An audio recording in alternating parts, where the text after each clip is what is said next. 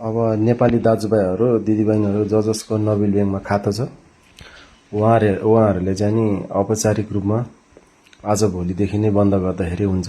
जति पैसाहरू छ त्यो विथड्र गरेर अरू ब्याङ्कमा चाहिँ नि खाता खोल्दाखेरि एकदम बेस्ट हुन्छ, किनकि नबिल ब्याङ्क अब हाम्रो लागि सुरक्षित रहेन।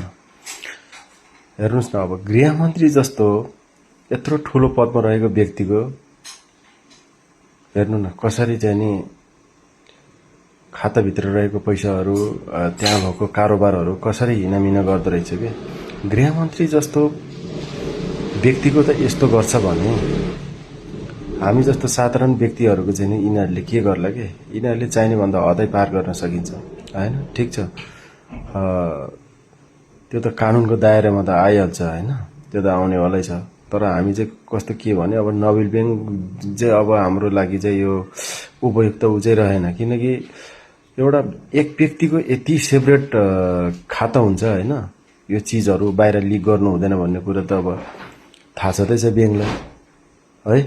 यो चिजहरूलाई पनि मध्यनजर नगरिकन यस्तो संवेदनशील विषयवस्तुलाई, गोप्य वस्तुहरूलाई प्रत्यक्ष तरिकाले अप्रत्यक्ष तरिकाले बाहिर चाहिँ नि यसरी लिक गरेर